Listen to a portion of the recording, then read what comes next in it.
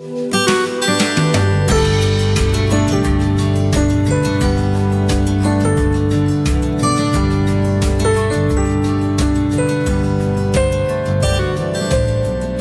Cup ക്രിക്കറ്റിൽ ഇന്ത്യയെ അടിച്ചു പറത്താനും എറിഞ്ഞു വീഴ്ത്താനും തയ്യാറായി നിൽക്കുന്ന 3 പുലിക്കുട്ടികളാണിത്. ഇത് ക്രിക്കറ്റിന്റെ ചരിത്രത്തിൽ തന്നെ ഒരു അത്യപൂർവ സംഭവമാണ്. ഒരു വീട്ടിൽ നിന്ന് 3 താരങ്ങൾ ഒരുമിച്ച് സഹോദരിമാർ വരികയാണ് വയനാട് സുൽത്താൻ ബത്തേരിയിൽ നിന്ന്. ഋതിക, റിനിക, ഋഷിത. ഏറ്റവും മുതിർന്ന ആള് ഋതികയാണ് ക്രിക്കറ്റിൽ ആദ്യമായിട്ട് വരുന്നത്. ഋതിക തന്നെ ആയിരിക്കും മറ്റുള്ളവർക്കും പ്രചോദനം. ഞാൻ അതിന് മുമ്പ് ഇപ്പൊ കോവിഡ് ശേഷമാണ് നമ്മൾ തുടങ്ങിയത് തന്നെ ക്രിക്കറ്റ്. അതിന് മുന്നേ ഞാൻ കുറച്ച് കളിക്കായിരുന്നു, ഈ ലോക്കൽ മാച്ചസ് ചെറുതായിട്ടൊക്കെ കളിക്കായിരുന്നു. പിന്നെ നമ്മൾ സീരിയസ് ആയിട്ട് കോവിഡ് കഴിഞ്ഞിട്ട് എടുത്ത്. അപ്പോൾ നമ്മൾ 3 ആൾക്കാർ ചേർന്ന് പ്രാക്ടീസ് തുടങ്ങി വീട്ടില്. പിന്നെ അങ്ങനെയാണ് തുടങ്ങിയത്. പിന്നെ നോക്കിയിട്ട് തന്നെ ആയിരിക്കും ഒരു കളിക്കാൻ തുടങ്ങി. ക്രിക്കറ്റിലേക്ക് വരുന്നതിന് മുൻപ് ബാഡ്മിന്റൺ ആയിരുന്നു. അപ്പൊ നമ്മൾ 3 പേരും ഫുള്ളി ബാഡ്മിന്റണിലേക്ക് ആയിരുന്നു. ഒരു രാജ്യത്തിന്റെ അന്താരാഷ്ട്ര ടീമിൽ ഒരു വീട്ടിൽ നിന്ന് 3 പേർ ഒരുമിച്ച് എത്തുന്നത് അത്യപൂർവമാണ്. അതിന്റെ ഒരു സന്തോഷം എങ്ങനെയുണ്ട്? നല്ല സന്തോഷമുണ്ട്. 3 പേരും ചേർന്ന് പോകുമ്പോൾ അതിൻ്റെ ഒരു എക്സൈറ്റ്മെന്റും സന്തോഷം എല്ലാം ഉണ്ട്. ആരാണ് നിങ്ങളുടെ ഒരു കോച്ചായിട്ട് നിങ്ങളെ മോൾഡ് ചെയ്തെടുക്കുന്ന ആൾ? അത് അച്ഛൻ തന്നെ. നമ്മൾ ക്രിക്കറ്റ് ഇപ്പൊ ഫുള്ളി പഠിച്ചു തന്നെ അച്ഛൻ പഠിപ്പിച്ചിട്ടാണ്. അച്ഛൻ വയനാട് ക്രിക്കറ്റ് ടീമിൽ ഉണ്ടായിരുന്ന ആളാണ് രജിത്ത് അല്ലെ? ഏറ്റവും ചെറിയ ആളാണ് ഋഷിത. ബൗളിംഗ് ആണ്.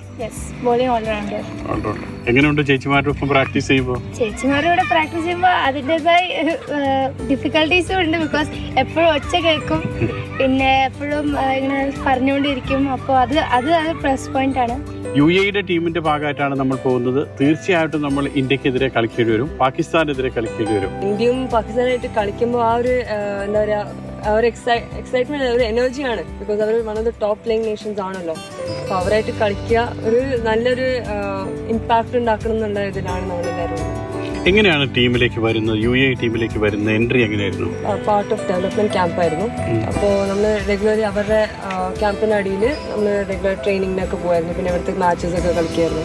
പിന്നെ അത് കഴിഞ്ഞിട്ട് ഡെവലപ്മെന്റ് ക്യാമ്പിൽ നിന്ന് നമുക്ക് സെലക്ഷൻ കിട്ടി നാഷണൽ ക്യാമ്പിലേക്ക്. അപ്പോൾ അതിനും അഗൈൻ ഇന്ത്യയിലേക്ക് സെലക്ഷൻ ഉണ്ടായിരുന്നു. ട്രെയിനിങ് ഒക്കെ എങ്ങനെയാണ്? ട്രെയിനിങ് ഒക്കെ അച്ഛൻ വീട്ടിൽ നമ്മൾ ബോളിംഗ് ഒക്കെ പ്രാക്ടീസ് ചെയ്യും.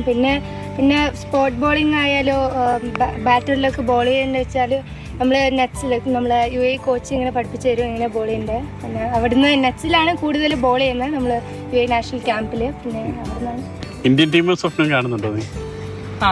എന്തായാലും ഉണ്ടോ? നമ്മുടെ ഇന്ത്യൻസ് അല്ലേ, ഇപ്പൊ എന്തായാലും ഉണ്ടാവും. പക്ഷെ ഇപ്പോ UAEക്ക് കളിക്കുന്നു, അവർക്ക് ബെസ്റ്റ് കൊടുക്കുക.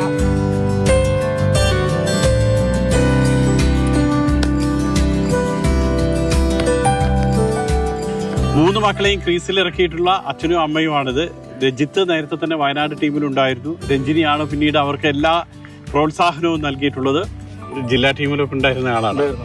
സ്വാഭാവികമായിട്ടും അതായിരിക്കും കുട്ടികൾക്ക് ഒരു ഇൻസ്പിറേഷൻ ആയിട്ടുണ്ടാവുക. അവര് ആദ്യം ബാഡ്മിന്റൺ ആയിരുന്നു കളിച്ചുകൊണ്ടിരുന്നത്. പിന്നെ കോവിഡ് തുടങ്ങിയതിനു ശേഷം ഇൻഡോർന്ന് മാറി ഔട്ട്ഡോർ. അപ്പോൾ എനിക്കൊരു കോൺഫിഡൻസ് ഉണ്ട്, എനിക്ക് പഠിപ്പിക്കാൻ പറ്റുന്നില്ല, എനിക്കറിയാലോ. അപ്പോൾ ഞാൻ അങ്ങനെയാണ് തുടങ്ങിയത്. പിന്നെ 2 വർഷമൊക്കെ ആയപ്പോഴത്തേക്ക് അവർക്കും കോൺഫിഡൻ്റ് ആയി തുടങ്ങി എനിക്ക്. അച്ഛൻ കോച്ച്, മക്കള് താരങ്ങളായിട്ട് ഇറങ്ങുകയും ചെയ്യുന്നു. തീർച്ചയായിട്ടും അവർക്കിടയിൽ അഭിപ്രായ വ്യത്യാസവും തർക്കവും ഒക്കെ ഉണ്ടോ കളിയെ കുറിച്ച്? അപ്പൊ ഒരു അമ്പയറിന്റെ റോൾ എടുക്കേണ്ടി വന്നിട്ടുണ്ടോ? അമ്പയർ വിളിച്ചാൽ അതാ സ്ട്രിക്റ്റ് ആയിട്ടുള്ള ഒരു അച്ഛനാണ്. അപ്പോൾ അച്ഛൻ്റെതായ ഓരോ ചിട്ടിയുണ്ട്. കുട്ടികൾ ചിലപ്പോൾ എപ്പോഴെങ്കിലും ഒന്ന് ഉറപ്പിച്ചാൽ പിന്നെ അച്ഛൻ്റെ കിട്ടും, കോച്ചിൻ്റെ കിട്ടും. അപ്പോൾ പിന്നെ ഞാനാ പോയിട്ട് ഒന്ന് മധ്യസ്ഥ പറഞ്ഞിട്ട് പോയിട്ട് ഒന്ന് പറയല ഞാനാവും. പക്ഷേ പിന്നെ കുട്ടികൾ കേൾക്കും. ഈ മാസം 19-നാണ് ആദ്യ മത്സരം ശ്രീലങ്കയിൽ വെച്ച് നേപ്പാളിനെതിരെ. അതിനുശേഷം 21-ാം തീയതിയാണ് ഇന്ത്യയെ നേരിടുന്നത്. 23-ാം തീയതി പാകിസ്ഥാനെയും നേരിടും. ഏതായാലും വിജയിച്ച് നല്ല രീതിയിൽ പെർഫോം ചെയ്ത് കിരീടവുമായിട്ട് വരിക. All the best.